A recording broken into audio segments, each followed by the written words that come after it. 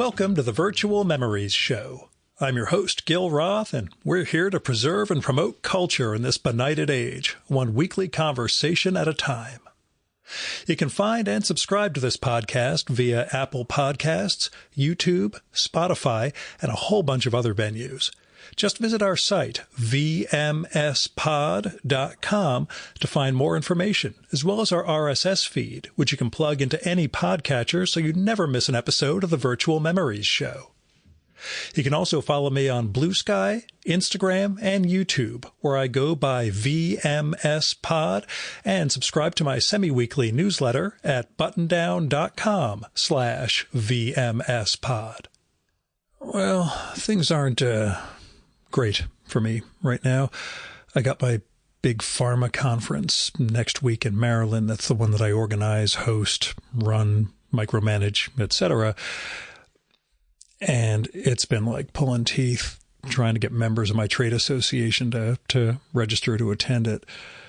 And then there's, well, putting off the hotel and all the catering numbers and everything else while I try and get people on. And on top of that, the government shutdown that started today could mean that 3 of the presenters that I worked really hard to line up may have to drop out, in which case I either have to get all the other speakers to kind of go a little longer to fill in those time slots, or brush off my tap shoes and put on a couple 30-minute dance numbers for the audience, or get a karaoke machine and just have a couple of breaks like that. But on top of that, Yom Kippur starts tonight. And this is the first one since my dad died. In recent years, I have just fasted and meditated at home, not going to shul or congregation or anything. In fact, last year, because of weird circumstances, I ended up going on a big hike up one of those fire towers in the Catskills with my old friend. And so I did not fast, but figured I was celebrating the world in some way, shape, or form. But this time I figure I should go, even though Dad was not religious by any means. There's a Chabad a few miles from me in the next town over, so I'll probably go to Kol Nidre tonight and go back tomorrow for Yizkor, which is the prayer for one's dead family members. And up until now, whenever I've been at shul during Yom Kippur, during Yizkor, they tell all the congregants to leave unless you have dead immediate family members to pray for, and I've always been in that lucky cohort. And now I'm not. So I don't know how that stuff's gonna hit me. This weekend, a friend of mine from college lives in New York City, but we haven't had a chance to get together for quite a while. He came to visit, and he'd met my dad a few times over the years at Thanksgiving. And we spent a bunch of hours together, and I really talked about stuff. And he was there to listen. He knew this wasn't time for him to talk about his job issues and the problems with his knees. I mean, we talked perfunctorily about his life, but it was much more just giving me somebody to talk to who knew him a little. And I was able to talk about how tough the final week really was in the hospital, which I never really talked about. And I've written about it, etc., but it's not the same as sitting with another human being and really describing what this stuff was like and what it did to me in the process of watching my father die, given all the messed up history and weird relationship he and I had. But there's still that human being in front of you who's suffering and then gone. So these are the days of atonement, and I will be praying for my father tomorrow, regardless of whether I'm much of a believer or not. And I will be fasting and afflicting myself. And just to double up with the affliction, I decided I hadn't gotten my COVID or flu vax yet, so I'm going to get that this afternoon and let my immune system just run wild while I'm already walloping myself by not eating or drinking for 25 hours. So I'm glad I'm getting the episode out now, is what I'm saying. But we all got our traumas and our family tensions and messed up dynamics and all that to navigate. And that's what this week's show is about, and what we can do what we can do in the process of recovering from it, I guess. My guest this time is Kayla E., who has a debut graphic novel called Precious Rubbish, which came out from Fantagraphics a few months ago. Precious Rubbish is a harrowing exploration of Kayla's upbringing, an investigation, as she puts it, as she is trying to put together the sort of missing years of her childhood, the years she's blocked out. And what comes together on the pages here is a series of vignettes and fragments of a character we'll call Lil Kayla, as she grows up with a pair of dangerously narcissistic parents and a psychopathic brother. The book is just amazing to look at. Kayla works in this impossibly fluid cartooning style with a color palette that just screams, four-color production of comics, even in this incredibly slick pages with, it's a gorgeous production of a book that shows us Lil Kayla descending into depression, substance abuse, self-harm, and everything else, while trying to make sense of the horrific family around her and what she's doing wrong. And that's something she and I kind of vibe on in this conversation. Now, most of the book is in the style of like post-war children's comics with like short strips in this simplified cartoony style, like John Stanley's Lil Lulu stuff. But there's those strips, games, letters pages, pinups, ads, recipes, and it's all in the function of the bigger story of Kayla becoming Kayla and figuring out how to bring this trauma out of the darkness. And A Precious Rubbish is, it's pretty astonishing, especially for somebody's debut book. I joke in our conversation about how much I hate interviewing people younger than me because it makes me feel like more of an abject failure. But good Lord, this is, for somebody's very first book, this is a mind-blowing accomplishment. Even if somebody was in this field for 20 years, this is an amazing piece of work. And it's in that combination of mind-blowing artistry, narrative control, and the production. And we talk about how she controls every aspect of the production of this book as part of it, that Precious Rubbish holds up these fragments of a child and shows us how they can be put together to form or reform a person, an artist. And that mosaic process is what's simultaneously inspiring, and it's devastating to see all the damage that leaves those fragments lying there. Before we got started, I told her that if it weren't completely inappropriate and or triggering because of everything she has suffered, I would have given her a hug after reading this book, just to let her know that she's not alone. But as she'll talk about, the book serves that purpose. She's sharing this for herself and for us. By putting it out in the world, the rest of us aren't as alone. And as I talk about ad infinitum, my upbringing was not bad. It was more of a neglect thing than any sort of abuse. But it still matters, is all I'm saying. Now, I know I'm making Precious Rubbish sound super heavy and despairing, but this book is also a joy to behold, both in terms of the book as this whole physical production, and the journey that Lil Kayla undertakes. Seeing the ways of trying to make sense, I guess, and what faith ends up coming to mean in a positive way in this context, and who she becomes. Well, anyway, but this is a unique work of art, and she's doing something really special in these pages. So go get Precious Rubbish and you'll see what I mean.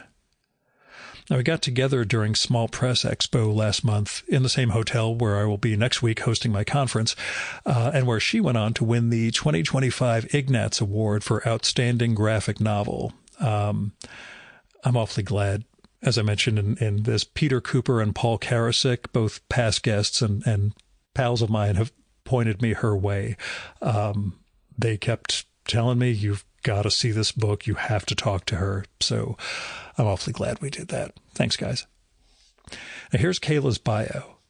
Kayla E. is a Texas-born artist of Mexican-American descent. She earned her BA from Harvard University and is a recipient of the 2023-24 Princeton Hodder Fellowship. She works as creative director at Fantagraphics and lives in a small town in North Carolina with her wife and 2 dogs. And now, the Virtual Memories conversation with Kayla E.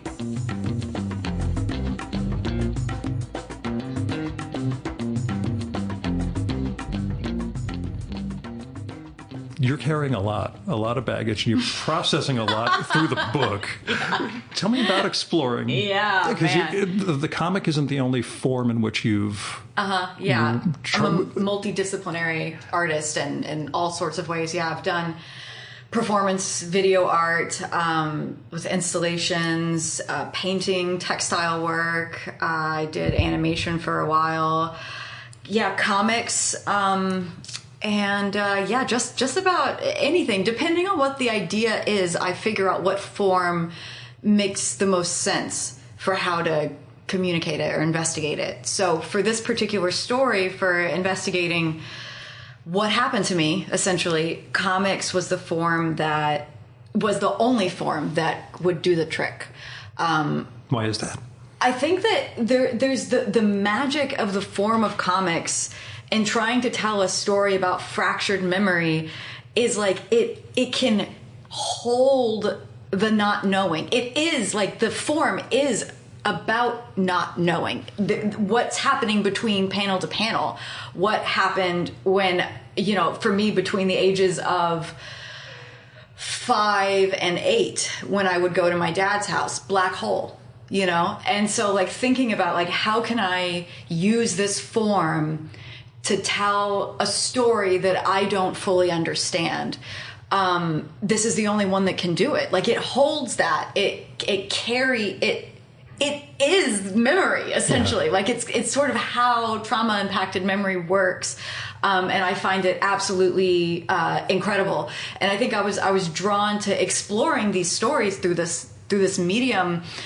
Even though I didn't want to. Like, it was terrible to make this work. It was a fucking nightmare. I wasn't, like, ambitious and, like, thinking that this is going to be some amazing graphic novel that people will read. It's going to do anything for me in my life. It was a secret.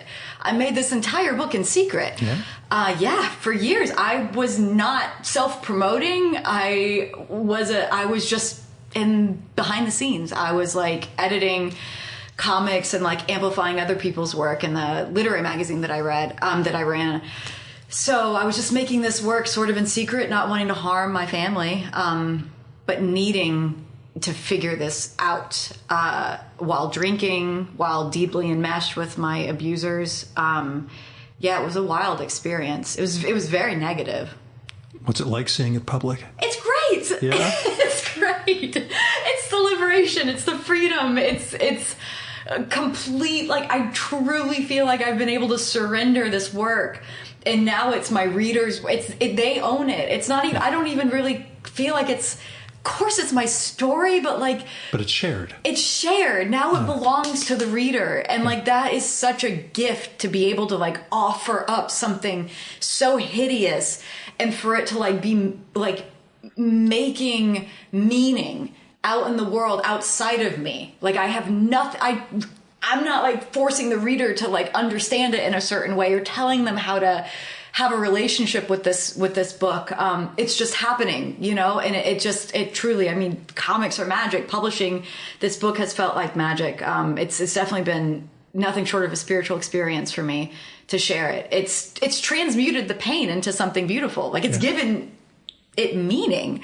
Like I am thankful for the pain. It's done wonderful things out in the world. It's mirroring people. Like I was able to endure it, survive it, and do something with it. And it's absolutely beautiful. Yeah. To see it out in the world on its own. Talk about finding the mode for it. Meaning comics? Meeting the mode within the comics. Doing that sort of the post-war... mid-century kids comics thing? Yeah. Mm-hmm. Yeah, so was that there from the beginning as you started this? The very first page of Precious Rubbish is actually the first one I ever drew was the one that's on page 2 of the book here, where little Kayla dies by suicide. So this was the very first one that I ever drew, and it came fully formed. Like, it looked essentially exactly like this. Like, I drew little Kayla like that, my Biomom character like that. The color palette was more or less established. I drew the logo just came. Yeah. I drew it once. There's my logo. Fucking weird, right? Like, I figured out what font I wanted. It all just arrived.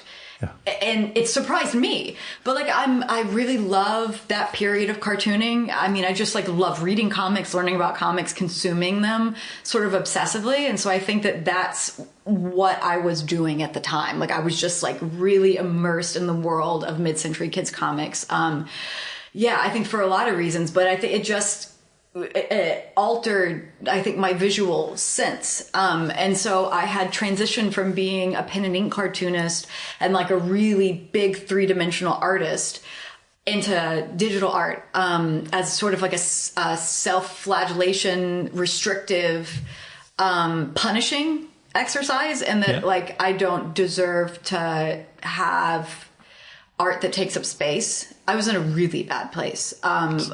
Which is understandable. Yeah. From everything. Right, yeah. Verbal hug. That's it. But yeah, so, I mean, I had been like a really kind of aggressive tactile artist in college my whole life, but then things just got so bad and my sense of self-worth got so bad that I just was like, I don't deserve to make art anymore. I don't deserve to buy art supplies, to invest in canvases. Where is it going to go? I didn't have a studio. I was living in my childhood bedroom at my dad's house after college. It was a fucking shit show. And so I had my computer and I had the Adobe program, the suite. Yeah. And so I just was like, I still have this like annoying urge to make art. I hate it. At the time, I really did. I was like resentful. I wanted to let it go.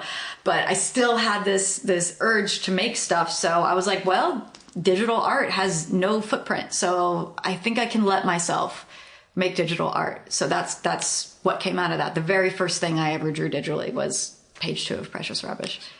And then finding that throughout, doing the different modes within that, the recipes, the ads, everything else just fit as a...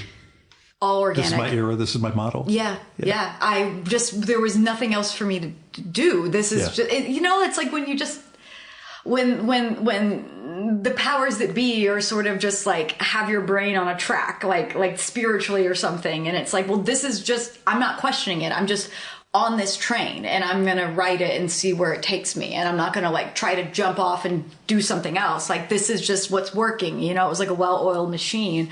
And I just followed my instincts wherever they led me. And sometimes that was a crossword puzzle. Sometimes it was a paper doll. What am I doing? I don't know. Who's this for? I don't know. Yeah. So I'm just going to do it, see what happens. Well, actually, no, I wasn't even thinking see what happens. I was like, I'm just going to do it and then close my laptop and nothing will happen. But yeah, it just, it wrote itself, this book. What was the moment where you started showing people? It was a moment, a really cool moment. Yeah. So I've been sending my comics to my like comics heroes and mentors since I was, I think, like a freshman in college. I was just like mad precocious and like bold and, like just one of those real go-getter kids. And so I was like, I'm going to write to all of my favorite cartoonists and see if they'll let me send my mini comics to them. It's like, wow, I would never do that right now. But they said yes.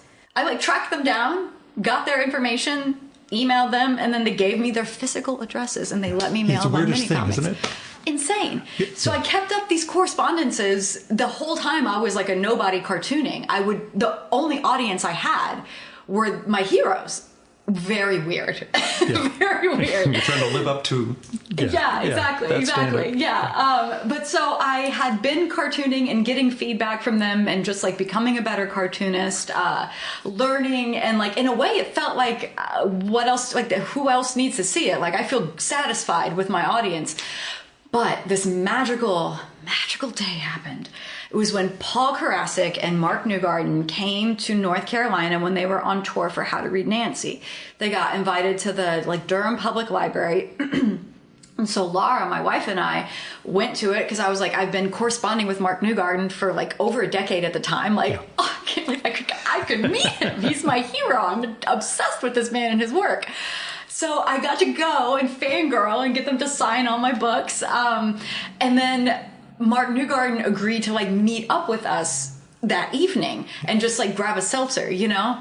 So I met up with him, and it was that night in downtown Durham when he told me that I had a book, and I had no fucking clue. Yeah. I would have never pitched this. I didn't think it was readable. I didn't write it for a readership, so why would I share it with the readership? And he was like, you have a really good book on your hands. You need to pitch it. And I was like, okay. No, you tell me. This is what I should do. Mark Newgarden tells me to do it.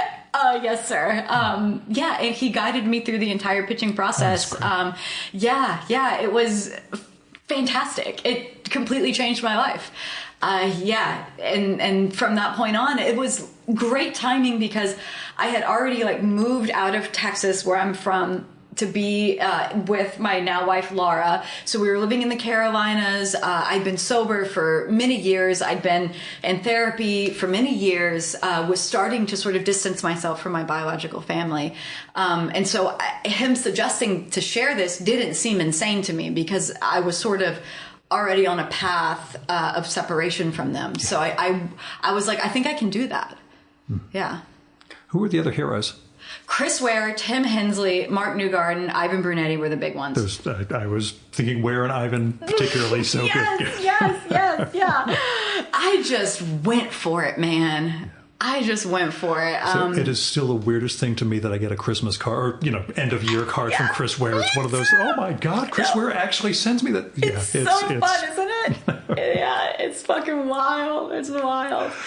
Yeah, it's an amazing thing. They were, my readers, my teachers, have become friends now. It's been so long, like they've just been encouraging me and believing in me for 15, sometimes like 16, 17 years.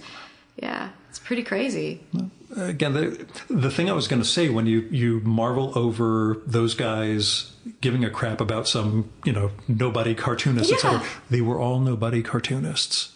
They all remember. We all are nobodies, everybody really. They all came up. There was no, farm system that, this one's a blue chip prospect. Everybody came up from nothing. That's and they so all true. had to go through this. It was years ago when I was recording with John Porcellino here. Oh, that's so cool. Like 10 plus years ago. We talked about sending out the King Cat back when he was starting out, and no social media. You don't know anything. Yeah. It goes out in the world. And then he says, like, months and months later, Chester Brown sends me a postcard about how much he likes the book, and just boom, his head explodes. It meant something different then. So I'm glad you kind of bridged that world where it was still, you reach out to the people you actually care about. And, Yeah. Now, putting it together, was there an editorial process in terms of figuring out what you had? Yeah, I assume there was some crafting taking place to get it all going. Yeah. Very, very, very serious, conscientious effort on my part to put this book together. I thought about every vector, every CMYK value, paper weight, paper finish, size, everything, order. It just so the work, it was very fluid in terms of how I made it.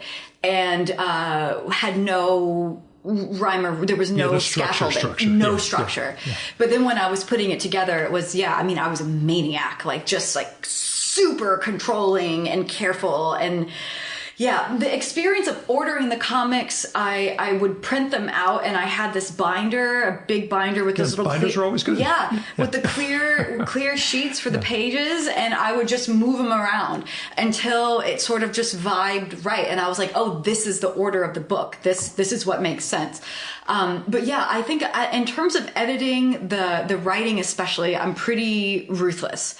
I like try to cut it down to like, I can't cut another word or it loses its meaning. Like I really try to just winnow it to. I'm going through this with a 2-page comic that I owe Dean Haspiel 2 weeks ago that I'm still sitting there like, if I just take this word out, the lettering will, oh God damn, then the whole sentence doesn't make sense. But I will figure out how to, which is why I have some Bristol board here and we'll need to be lettering during the weekend. But, amazing. Very, very, very amateur as comics go. So yeah, not a practitioner by any means, which is part of why I have to reteach myself anytime I'm drawing a single thing. I mean, drawing comics means you're a practitioner, you're a cartoonist. Yeah, that's what I found out. In the second issue of that zine, there's the first comic I ever did, and that's one of those like, well, I guess I'm a cartoonist now. I mean, claim it. I still prefer being a dilettante, I love but that's where I go. But tell me about your iconography for this and where it originated, how you settled on representing yourself and representing the world around you. Yes. So my self-portrait character, it's funny because when I met you this morning, you said you'd only seen my self-portrait character, and then the photo of me in the book is a little girl. So like, who is she? I didn't look you up online, so I had no idea. And so interesting. This is going to sound terrible. There was a woman in the lobby who looked kind of like your representation. I'm like, is that Kayla? I don't want to go ask in case it's not. And luckily, Dean Haspiel took the reins and found you and connected us. But so tell me about finding, again, the iconography and the structure. So Kayla, little Kayla, originated during my senior thesis in undergrad. So I had this project called Kayla TV, and I was investigating the idea of the self using comics, GIFs, and costume. And so I had created this character, a cartoon character of myself in 3D. So I made this giant paper mache head. I had like this little yellow t-shirt, these little shorts, these little chunky white shoes. And I had that character appeared in all these different sort of like facets of the thesis project. And I was really interested. I was reading a lot of Martin Newgarden, Big Nose. Yeah. And I was studying the work of Paul McCarthy. And so I was really interested in his physical depictions of cartoon characters. And the physicality of that just was really interesting to me. And I wanted a big head. I just wanted to make it. You know, I had this sort of like tactile urge. So I made it out of one of those yoga balls as the, form, paper mache it. And so I had been making some comics with this character at that time. And that's sort of where she first kind of, just sort of frumpy, very like basic outfit, hair in a bun, little bangs, enormous nose, blank expression. And so then when I had transitioned into making digital art, my first instinct was, I have this self-portrait character I've established. Like, let's just make her digital. And so I drew that head, and ever since then, I've just copied and pasted it endlessly. Yeah, it's just, I don't draw it every time. I don't want to. So I really don't do anything I don't want to with this work. I always tell the story, David Boswell, the guy who did Reed Fleming, World's Toughest Milkman, before your time, great indie comic. Sorry, I don't know. No, trust me, it's about this milkman who is an absolute menace to society.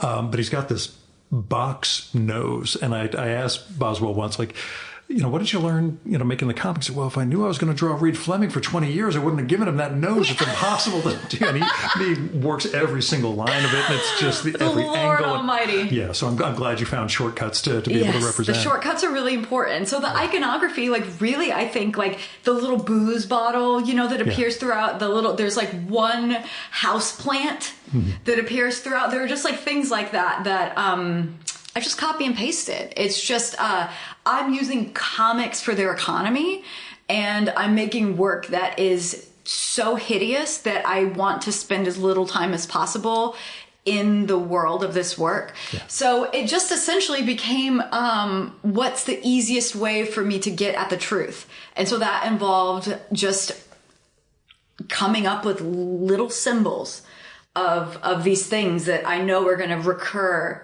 in the story. Like, I mean, I still have the same little booze bottle that I copy and paste and put in the work that's going to be my next book. It's just the same iconography I use over and over. It's just the visual world that Kayla lives in, little Kayla and you know, big Kayla. But yeah, so I think that it's just, I'm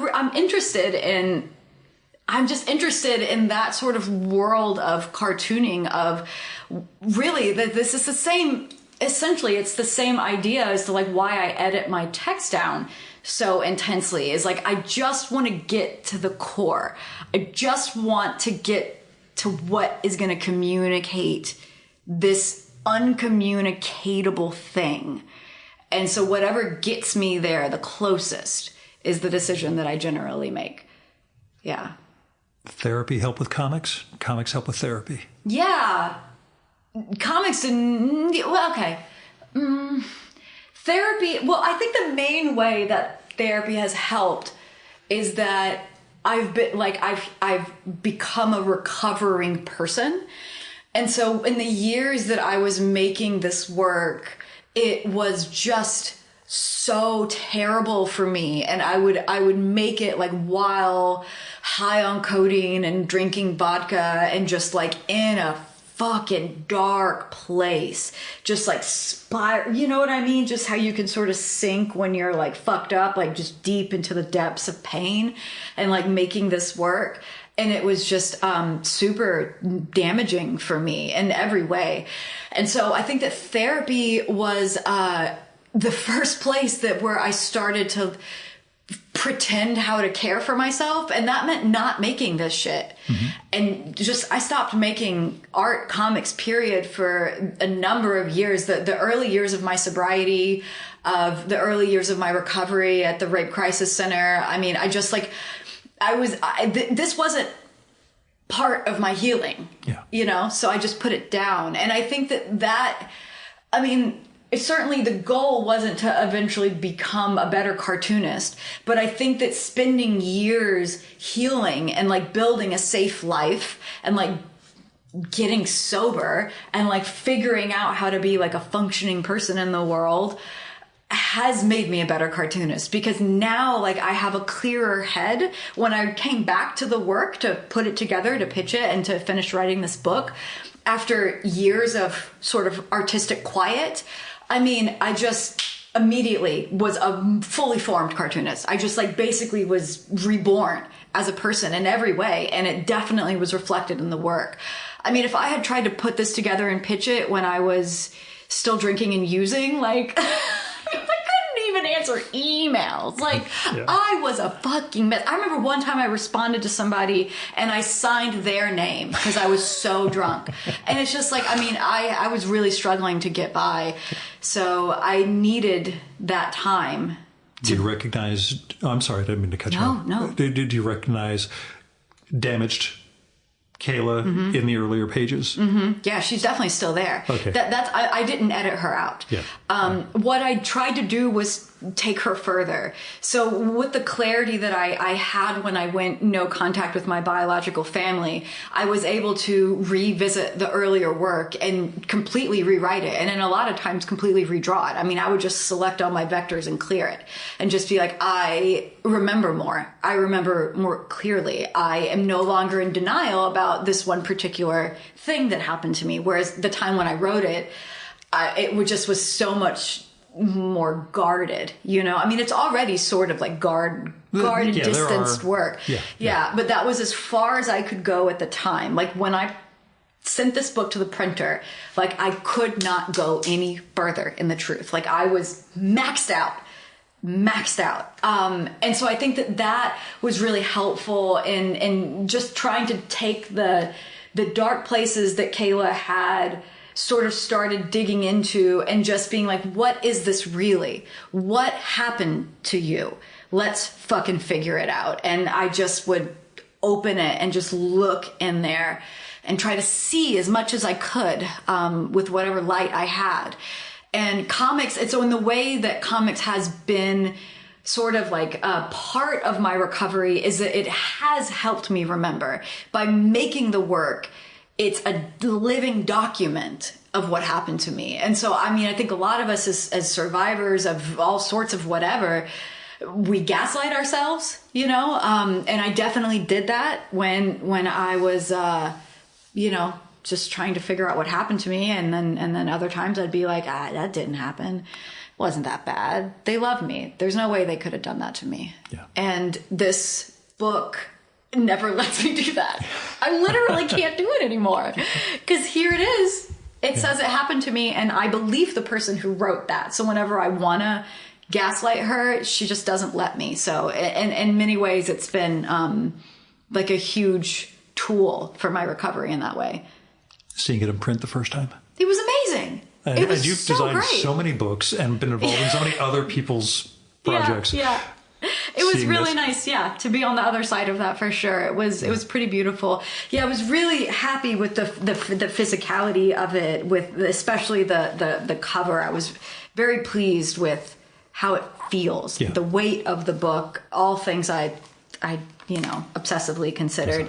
The number of people who recommended this and recommended we get together, starting with Paul and a bunch of other guys. I didn't even ask Fanta for a copy. I was in a bookstore in Providence visiting friends, and I was like, I'll buy that. Basically, I will support this thing. I could ask Tucker for a copy, but I'd rather, because once I saw it, I also had that is a nice production. I heard. I think it was Kayla McGurk talked about what a great job you did with her Barbara Sherman book. Working on that. And I'd seen your name on Fanta colophons before, but that was the. Yeah, I'll support this. Thank you so this much. book needs. I it needs appreciate to be that. appreciated. So, I appreciate that so much. That's really encouraging to hear. But it was, again, hearing from Paul, hearing from Peter Cooper and guys like that, just saying you need to sit down with. What Kayla's did you think? book. That's fantastic. You like that? Again, I mentioned the hug aspect of it. Just from a human side, there's the person went through this and is able to share it. But it's pretty bad, right? Oh, yeah. It's really bad. And there's the flip side of my own childhood trauma was not bad by any means. It still individually affects a person themselves. Yes, but absolutely. There's something comforting in thinking, boy, I didn't have it that bad. Other people had it a lot worse than I did. No offense. But yeah, it's, I had a very, very, I had a neglectful upbringing, but not an abusive one by any means. Neglect is abuse. I know it's abuse, but it's not this abuse. So, I got off pretty easy, all things considered. I'm dealing with my old man died 2 months ago, so I'm parsing. Heavy.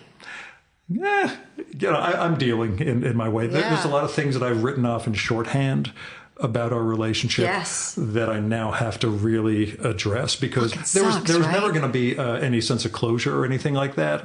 Yeah. But now that there is definitively a body under the ground, it's one of those like, what does it really mean that your old man acted like this? And how has that affected you for 50 years?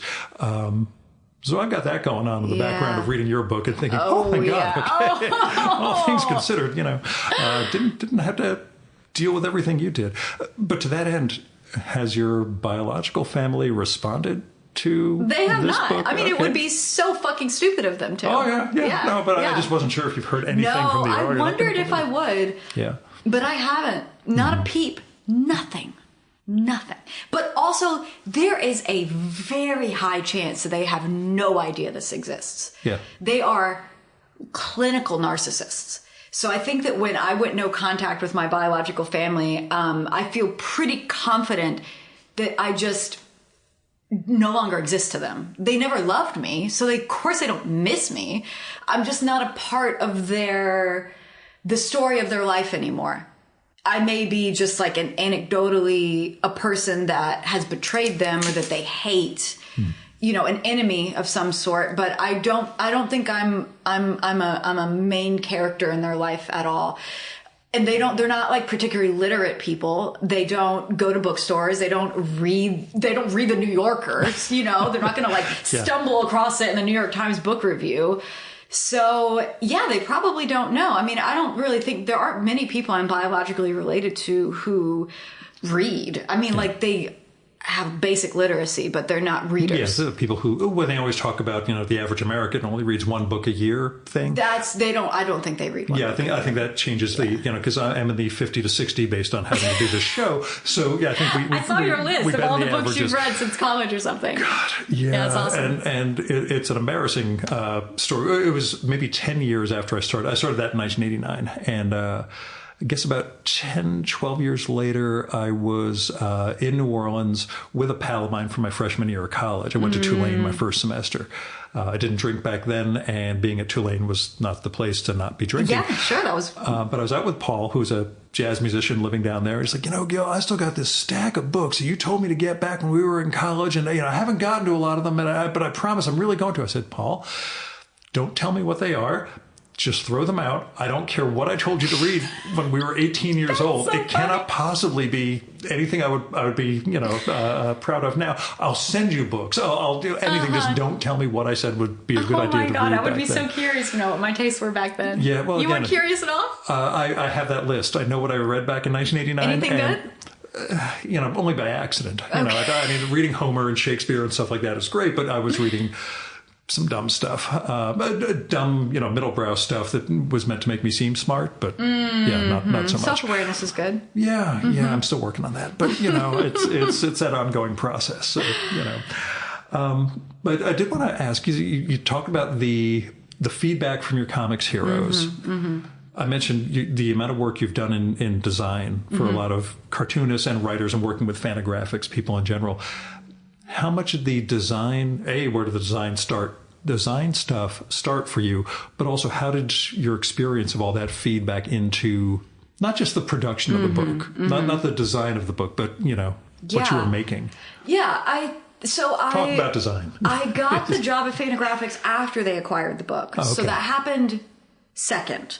So I think that putting together the book, when I've been writing this for over a decade, and so that's about as long as I've been a graphic designer. So Precious Rubbish and my design sensibilities are one and the same. Okay. Yes. Cool. Yeah. And so as I became a better cartoonist, I became a better designer. So to me, it uses the same part of my brain, graphic design and cartooning. And I think that's unusual. I don't know many cartoonists who are also really into graphic design, specifically book design. So I'm self-taught. I'm a self-taught graphic designer. I was going to ask, is that part of your No, education? No. They didn't teach any useful skills at Harvard. I studied I've always heard that. Painting. Yeah, but I will say you went second longest of any Harvard-related guest of mine before mentioning Harvard. The first one was 90 minutes before he mentioned it, and I told him that has to be a record for anyone who's ever attended Harvard, not to mention going there for an hour and a half. But yeah. That's where I met Peter. Peter Gruber, he's the only person I've ever taken a formal comics class. He's been my one formal educator. It's so great. But so no, I didn't learn any sort of useful skills for a girl who needs to go to work. So I had to teach myself a skill, and so I taught myself graphic design on YouTube the exact same period when I started Precious Rubbish. So I was just turning to the computer. I didn't know how to operate Photoshop. I mean, when I was in college, I was a hardcore traditional artist and cartoonist, nib and ink girl, digital gag. But it really just became it's another set of tools. Yeah, especially not to make money. I didn't have a trust fund. I didn't have a studio. I had no prospects as an artist. So I need to just stop being pretentious and figure out how to make a living. And I did, yeah. And I'm very naturally, I feel good at graphic design. I picked it up really quickly. And I just started sort of snowballing as a freelancer. And then I was freelancing graphic design, doing websites and some books, but just a lot of digital graphic design work. And then after they acquired the book, Fantagraphics, they acquired it in the spring, and then that October of 2021 is when they just offered me a job as art director, and I was like, guess I can do this now. Yes, I will say yes to that. But I hadn't considered full-time work because I had a pretty successful, business that I had on my own as a graphic designer. But yeah, that was the place for me to, kind of put that down for a minute and turn to something else. And so I've been, with Fantagraphics now for 4 years coming up in October. Yeah. So I think in terms of how, the design, it's like, I don't know. It's... No, I get you now. And it's the just idea one that thing. they're interweaved like that makes all the sense in the world because of the sensibility of it. That's what I was trying to figure out, whether working on so many different types of books with different artists and writers fed back into what you were doing here. But the idea that was the after effect of it all. Exactly. I think sense. this has helped me. Yeah. Like, I really think being a cartoonist and like putting together like really meticulous comics helps me design other cartoonists' work. I really appreciate the form. I know how hard it is. It's such a difficult thing to do. And so I sort of like baseline start with just like respect for the form, for the work, for the artist, and sort of just go into the work and see where it leads me in terms of the design of it. But yeah, it just starts with reading it, essentially. Where'd comics start for you? I read newspaper comics when I was a kid because, like I said, my parents they didn't go to Harvard. Yes. To make that clear. I'm not a legacy kid. No, I grew up in a trailer. My mom worked in a grocery store, as you know. And they just didn't, like, nurture me in any way. So they didn't, like, show me worlds of comics or art or literature or anything sort of, like... Here's Jules Pfeiffer's collection of the history of American comic strips. Only. Yeah, that wasn't going to happen. happen. Can you imagine? Yeah. Oh, wow. I would be so much healthier if I had family like that. You'd think, but... Is that what you had? No, mine... Again, it was more about neglect. They just didn't understand what me and my brother were up to as far as educating ourselves. My wife asked me, given your upbringing, how did you and your brother actually develop moral code and a sense of ethical behavior? Ooh. Because we've essentially had to fake human life as best we can until everybody fell for it. And I said, I have a theory, but I'm going to check with my brother. And I called him during a road trip, and he said, really? Stan Lee, Chris Claremont, Roy Thomas, we were raised by Marvel Comics in the 70s and 80s, Gil. Wow. I'm like, no, I kind of agreed. I thought that was where we developed some sense of, how you're supposed to be as a human, was to, Isn't that crazy? Yeah. And somehow, as I say, I've been running up the score on this Turing test for decades. I still haven't figured out I'm really not from here. But yeah, we just managed to try to find examples of behavior we could live up to. And my father's never going to hear this now, so it doesn't matter. In my brother's case, this will sound terrible, and it goes completely far afield, but I may as well share this because people who listen to the show hear weird things about me. When my brother and his wife were expecting their first kid in 1999, I said to him, Jesus Christ, Bo, what the hell do either of us know about raising children? What the hell are you going to do? He said, right now, my mode is, in any situation, ask yourself, what would Dad do? And don't do that. Just do something completely different. At least you won't be doing what he would have done. And it's worked great. He's been a fantastic father for 25, 26 years. But that was literally all we had was the negative of, well, don't be like that guy. If you think that's something he would do, it's probably the wrong thing to do. And that was all he had to go on as a dad. Intense, dude. Yeah, I know. And the thing was, like I say, it wasn't a bad upbringing. It wasn't abusive by any means. It was just this void.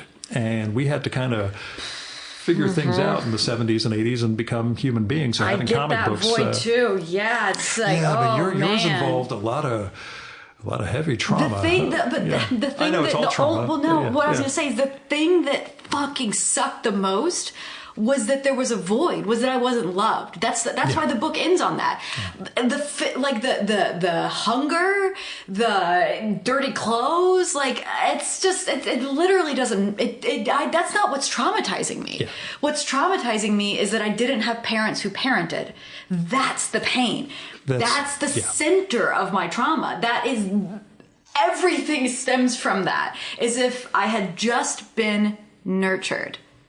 I could have lived in that same trailer. I could have been as hungry as I was. Like if I had felt love as a child, that is the ticket. That would have been the transformative trick into saving my life.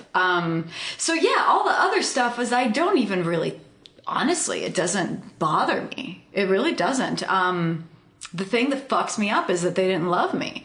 Like, who wasn't loved by, like when you think about, like, all over the world, like, parents love their kids. It's just kind of how humans sort of, like, the baseline understand living. Thing you're supposed to do. Yeah. The thing, yeah. And in my mom's case, yeah. And in my dad's case, no. It just insane. wasn't there. And I only realized very recently, I always knew that.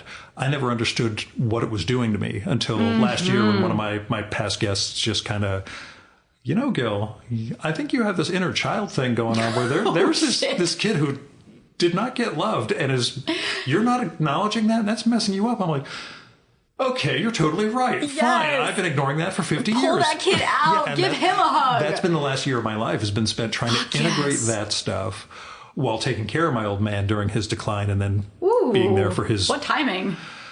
Oh, it didn't matter. He was not going to acknowledge any of this stuff, and I wasn't going to bother having that conversation. But being there literally until his final moments on Earth were, it's been a year. Whoa, man. It's been a lot of stuff going on. But so in that way, your book resonated in a way that it didn't have to resonate in the particulars, but in the universal. No, it's not about the particulars. That's the thing. You capture what that absence means to us, and we what it looks like from the outside is at least the Kayla of the book, not necessarily the character, the Kayla who's writing the book, where religion fits in, where, different attempts at art fit in, Rilke falls in there and Christian mysticism shows up and it's various ways. Those things we have to try to explain. Yes. What that void is and that absence. Oh, that's so beautiful. Yes. And I use... Feel free to steal that. That's fine. Well, I use them when I can't say it quite right. Yeah. I just let other people speak for me. Like that's why I sort of like, I feel like I'm in collaboration with other like writers and artists, even The Sopranos. Like I opened the book with the Sopranos reference because I feel like if there's a whole way to read Precious Rubbish, if you start with The Sopranos in the beginning and then you end with the black. It's like the series in a lot of ways. That is my favorite work of art, of all the art. It's still the greatest finale of all time. The only one that anyone remembers. For everybody who savaged it, it's the only finale that people will actually recall what happened or didn't happen. I feel sick just thinking about it. It's so good. It was amazing. I still think the Americans actually nailed the landing as far as those things go, but it was a much more limited show. But yeah, what The Sopranos did, yes, because he had my mother. He had my mother. Livia is my bio mom. Like, I mean, I think that like the investigation of like so how I see that show is like Tony Soprano is like this figure who was never loved, and what happens to a person who wasn't loved. I mean, his mother tries to fucking kill him. I mean, my mom tried to kill me. She put a plastic bag over my head when I was a little kid, but she pulled it off. So I just really identified with that show and with Tony. And I mean, talk about a person who doesn't know how to move through the world, because we don't learn anything from the people who are supposed to teach us, I just really, I love that show so much. And like the great question of my life is like, I'm not, but like, am I a psychopath? Like, do I have the cluster B personality disorder that my bio mom and dad do? I don't, thank fucking God. But I think it's just like luck of the draw, because my bio brother, he's just like them. He's a perfect, monstrous distillation of my two parents. He's like one of the scariest human beings I've ever met. Not knowing enough about it, how much is, we'll say, genetic hereditary versus how much is learned behavior and treatment? Was it essentially, like you say, luck of the draw that, you just didn't draw the... No, it's not actually luck. It's more complicated than that. Yeah. But I mean, I've got the genetic monster and the environmental monster. So like, how am I a decent person? Like literally, but that's the question of my life. Like, am I going to turn? Like, am I just going to flip and all of a sudden, like, I like harm animals and like have no empathy? Like, I'm so scared that I'm going to become them. Like, all I am is them. My entire genetic everything. Like, my hands, my nose, my hair, it's all them. I only have them. And it's like maddening, you know? What else is there to explain who I am? And so I've just sort of decided that, so I'm a Christian. I had a conversion experience after, like, when I was later in sobriety. I'm like a cool Christian. I'm not, you know, like, you can be whoever you are, man. Rap. This is. Yeah. But so I've decided to look at my life as, and just choosing to see that, like, God was parenting me the whole time. It's just like this fully pragmatic sort of make-believe thing that I've had to do in order to feel secure in who I am and where I come from.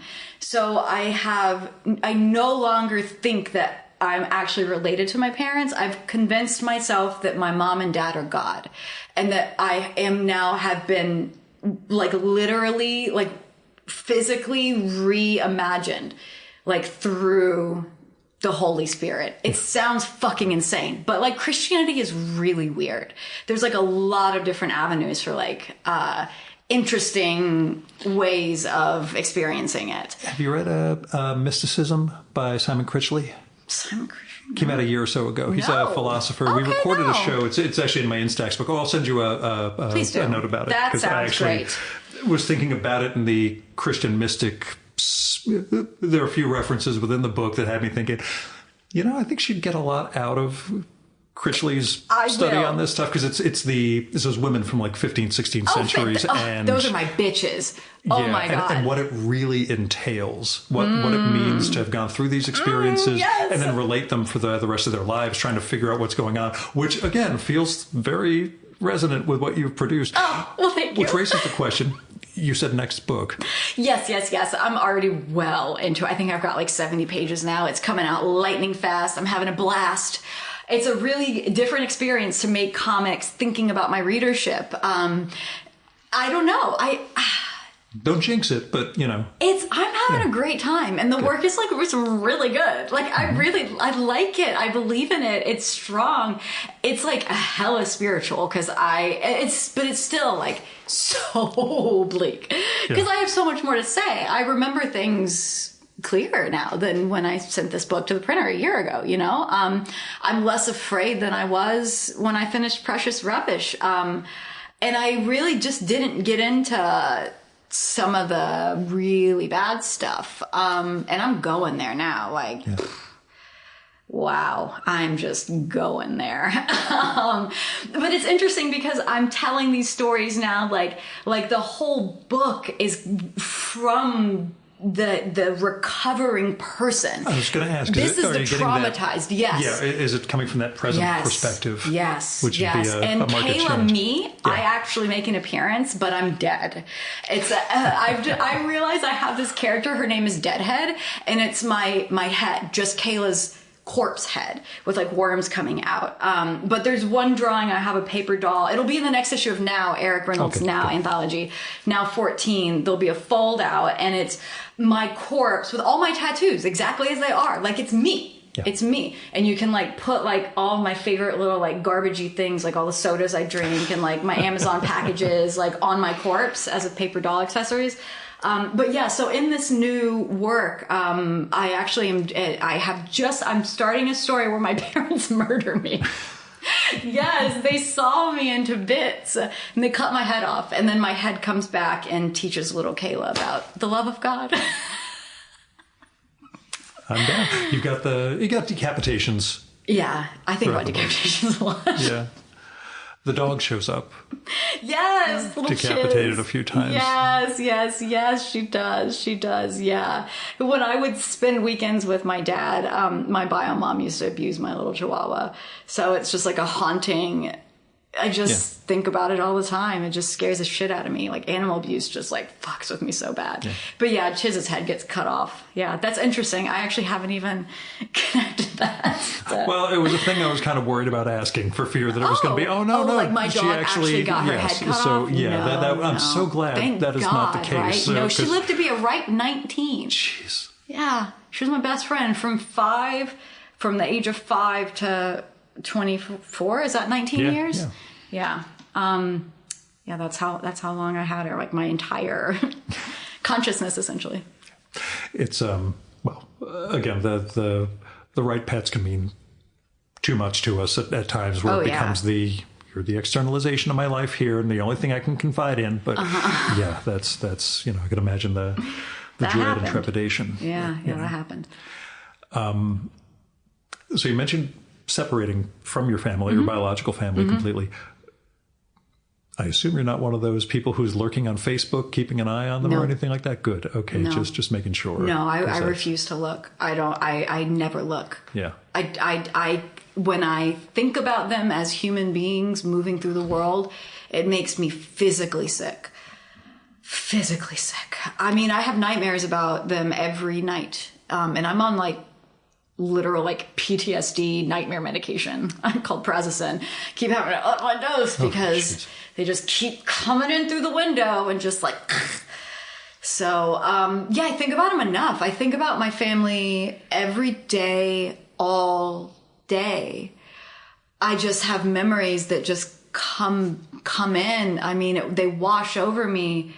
It's just the sort of latent track of my existence.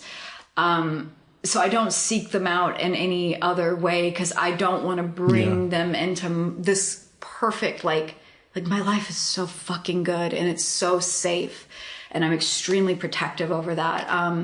So I just don't look, and I don't even know if they're alive or dead. I mean, when I went like formal no contact, like I'd wondered by the end. I'm like, I don't know if the parents are still living, and I don't know if it's cool to ask. So I'm glad you can ask me pretty much anything. Yeah, well, I didn't know you beforehand. That's part of the you know. That's fair. But wanting to be careful and you know realizing that you have put an awful lot of yourself out on the page. Well, that's very conscientious. I appreciate that. You know. Yeah. No, I don't know. And the stipulation in the letter that I disseminated to my family was, don't contact me for any reason. Yeah. Period. I get you. So tell me about other readers. Aw, my sweet readers. I love my readers. Yeah, what are you hearing from them? Oh, it just like kills me, man. They're just, I've just met some people who have said some pretty transformative shit to me. I have this one reader who told me that reading my book, she felt like I was a witness to her childhood and that I was there and that I saw it with her. And so she feels like there's like real validation that what happened to her and like, holy fucking hell.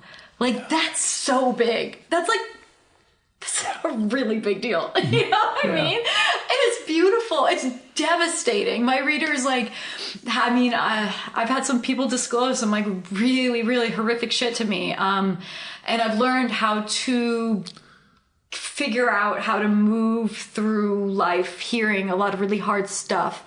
And I really have been able to find a way for it to, the first few years when I was like, sharing mini comics of this work with the public, I was like not as recovered as I am now. So I just was kind of an open wound in a lot of ways. And so when people would, you know, disclose to me about like, you know, content warning, the incest that they experience, and they'll be like, I've never said this out loud. And then, you know, like a couple times, like I go under my table at a comics fest and have a panic attack. It's like, holy fuck, that's like so sad. Like it's so sad. And it's like it's an honor to be the one to hold that, but I didn't have a healthy relationship with what my readers shared with me. I just internalized it. And I was going to say there's the acknowledging and empathy, but if you take all of that if in, you take it in, it's too much. Yeah. It's like people have suffered. Like, god damn, like literal random people at a comics fest will just be like, ooh, bright colors. And then they like come to my table and they pick up my shit and they're like, nah. They're like, oh, this happened to me. Thanks for awakening all my horrible trauma. Literally. I need to share this with you now. Yeah, it's sobering how much we carry, the pain that so many of us just had fucking shitty parents. Like, I mean, I guess it kind of makes sense, you know? Like, how do you really know how to parent properly? I don't know. I mean, that's why I'm not a mom. I don't fucking know. That's the the big thing of why I'm never going to have children. And, but my wife's my age. We're beyond that time of life. But my brother was fine with having kids. I'm like, Bo, I do not believe I could handle this. I'm afraid I would turn out like my father. That's so sad. Yeah. Oh, no. And I never told Dad. My father, who would always get on my ass about not having kids, including in his last year of life when he put me through some dumb shit, taking him to medical appointments, and would tell me on the way, I just feel bad. You have no one to take care of you. I'm like, Amy and I are married. No, you don't have children. I'm like, you have no idea how close you've come to not having anyone to take care of your dad. It's not whether there's a biological connection here. What a reason to create human beings to be your caretakers. Everything was a 70 transaction. years down the line. Yeah. It was all transactional for him. And it was just sick, like, man. that's not how I'm going to live. I'm not going to deal with kids. But yeah, I get that's, I'm glad we can share trauma like this and not have to worry about internalizing it or internalizing each other's. 100%. Yeah. But tell me about SPX. Just what it's like? Yeah. That's great. It's just starting, but Yes, this is my 4th year. Yeah. So this is my 4th year. I'm a special guest this year. So, I mean, today was an absolute fucking blast. I got to do the Smithsonian stuff. Yeah, I went to the Library of Congress with the other special guests, and it was so much fun. The librarians had pulled out little special pieces, so we got to see some original comic art. I got to see an original Nancy strip for the first time in my life. Yeah. And I'm editing, I'm co-editing with Eric and also designing the Nancy reprints that Fantagraphics is putting out. So I've been in Nancy land, literally this past week. I was working on the cover for the next Nancy. So just it was so cool to see it in person. It was wonderful. So that was pretty thrilling. Now, have you done CXC before? Yes, I've done it one time, but I'll be there next week too. Yeah, because they have that room where they just bring stuff out when you first come into the lobby, as well as the tour they'll give of the Billie Ireland. That's right. Yeah, yes. there are moments when you see works like a Bushmiller that it's just like that actually existed on paper at some point before it became newsprint and a collection and everything else. This was. Oh, there's a little bit of whiteout over there. It's so cool. Yeah. Yes, it's so cool. Yeah, so that was definitely a highlight. And I got to spend a good chunk of the day with Peter Cooper and his wife. And so we just we just kind of spent the day together. We hung out, and then we got lunch after the Library of Congress thing, and then we went to some museums, and it was just really cozy. One of the librarian was like, "Is that your family?" And I was like, no wish. I wish they were. Ma'am, I don't have family. But I project all the time, so I have to be careful, Yeah, Are you my mother? Yeah. Those instances can happen. It was something I realized only after I launched my own business as the lobbying trade association thing that I do. I no longer had a boss. I got a board of trustees, but I didn't have a boss for the first time in my life. This is when I was in my 40s. Figure?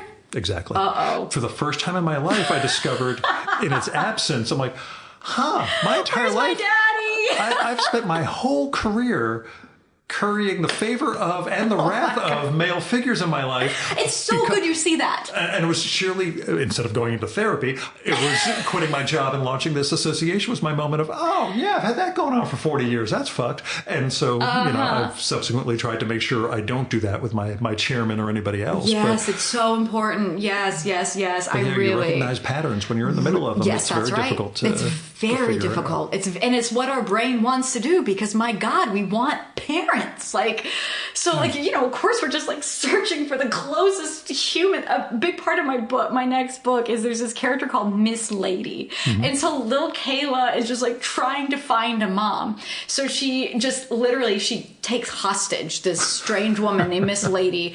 Well, she calls Miss Lady and ties her up and holds her at knife point and forces her to be her mother.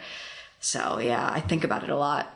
Look forward to it. I mean, I know it's going to be traumatic for everybody to read. But it'll be fun too. But yeah, I had a great day. I got a bunch of programming coming up this weekend, 2 panels, 2 signings. Anyone you're excited to see while you're here? Well, I really want to get Paul Karassik's book. I haven't read it. I don't have it yet. Yeah, we did one. As a matter of fact, we recorded it on Father's Day because I figured I'd rather drive up to Yaddo and sit down with Paul and deal with my old man for another one of these. Yeah. And then he died a month later. And that was my dad, not Karasik.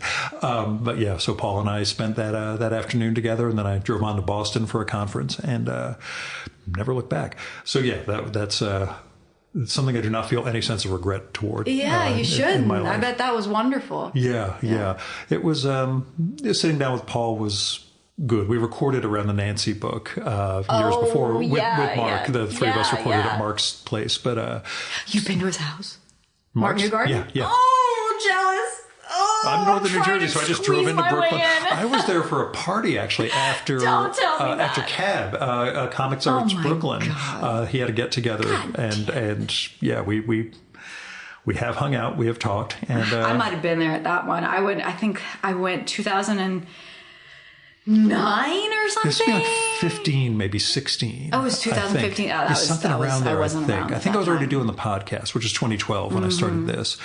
Didn't get any better, but I'm just kidding. I started this back then. But yeah, I was with Tom Spurgeon, who used to run Comics Reporter. He used to be the Comics Journal guy. And he said, we're having a party at Newgarden. Well, I got to go over to Mark's, But yeah, drove back over there to record with him and Paul for the Nancy book. And I hate doing 3-person shows because I can see how that's tough. Spectrum, you're just kind of making sure I'm addressing the right person, and with the two of them, they riffed together so well it didn't matter and everything was great. But sitting down with Paul solo to talk about the Auster, you gotta understand. I bought the City of Glass adaptation with him and Mazzucchelli when it first came out in 1994. So cool. I go way back with this project and seeing it actually finish. It's like, okay, we are gonna. I can't wait. Yeah, it's something. It's a blast. So, but the other question that I always ask guests, and we did not get this across to you beforehand, but what are you reading? Oh, it's kind of a strange thing to answer. You can tell me. Nobody's listening. It's okay. Okay. Well, I'm reading this. So I read a lot of comics for work, obviously. Sure. Yeah. And when I'm not working, I don't read comics anymore. So I read spiritual books, like mysticism. So I'm reading this book right now by Richard Rohr called... What's it? Laura, do you remember what it's called? It's the... based on the... Things Hidden? It's called... Yeah, Things Hidden.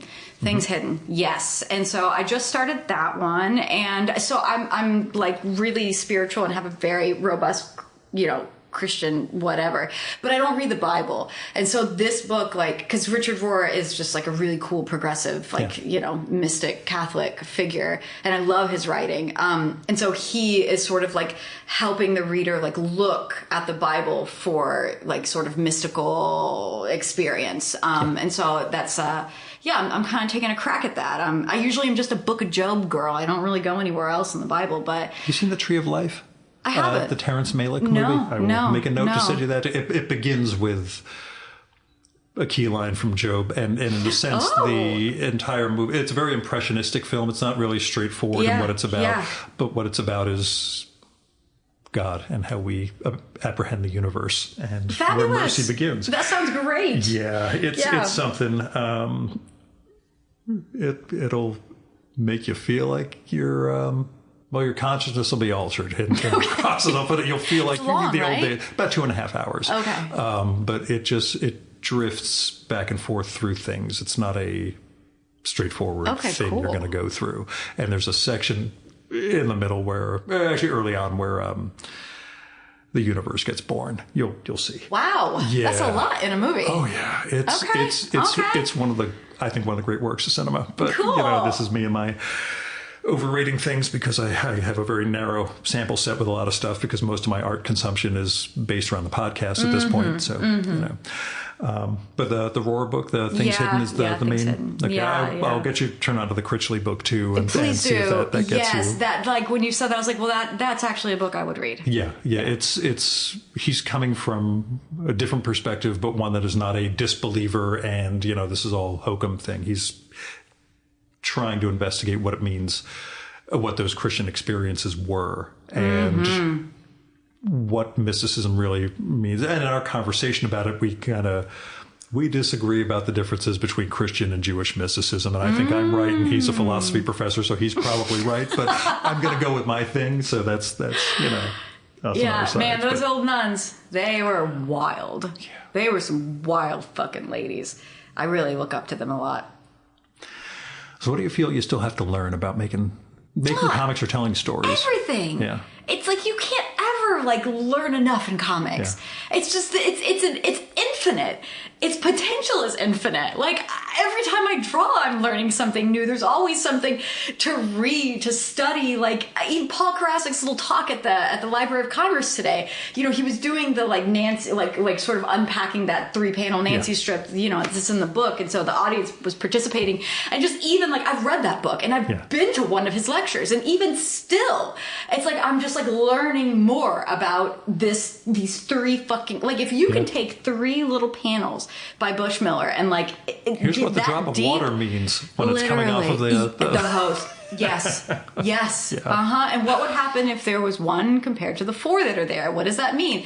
There's just too much. There's too much to learn. I'm not going to live long enough to learn it all. You know, it's very exciting. I think comics is a really exciting field. I am awfully glad to have this in the world. Like I said, just when people started telling me, I'm naturally resistant to anyone younger than me being good at anything because it makes me feel like even more of an abject failure than I am. But, self-awareness again, that's important. Totally. But the people who were saying, no, you don't sleep on this book. You've got to go get this, just told me that, Holy cow.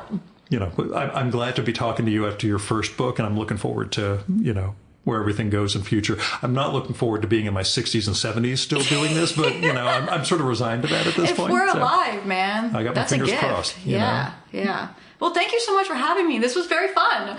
You had a great time. Awesome. Thanks so much.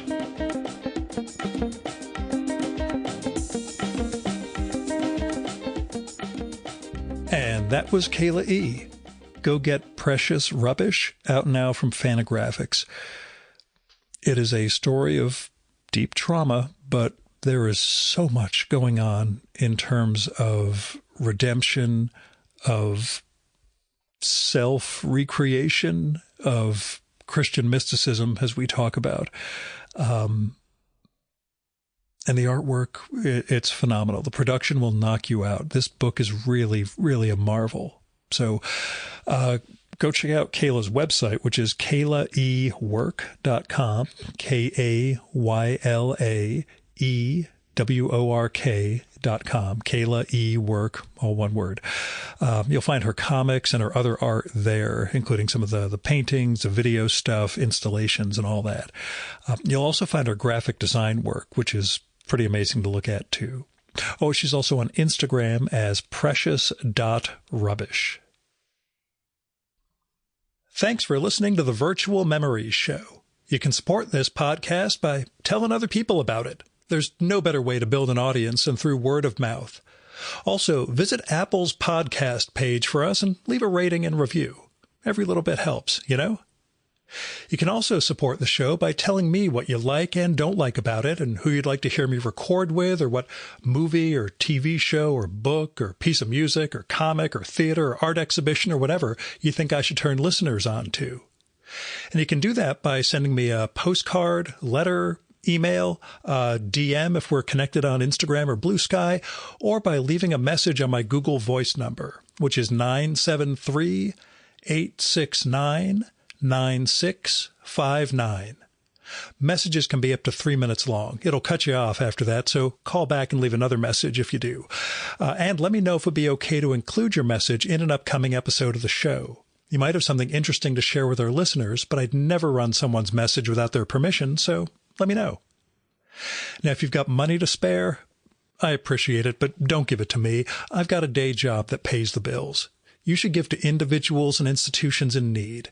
You can find people through GoFundMe, Patreon, Kickstarter, Crowdfunder, Indiegogo, all those crowdfunding platforms, where you'll find people who really need help just trying to make ends meet or get an artistic project going, covering medical bills or car payments or veterinary bills, and just a few dollars from you might make a real difference in their lives. Now, when it comes to institutions, I give to my local food bank and World Central Kitchen every month, but there are a lot of other things you can give to. The Poor People's Campaign, Freedom Funds, Election Funds, Planned Parenthood, and Women's Choice. There's a lot of things you can do with your money to try to help build a better world, so I hope you'll give. Now, our music for this episode is Fella by Hal Mayforth, used with permission from the artist.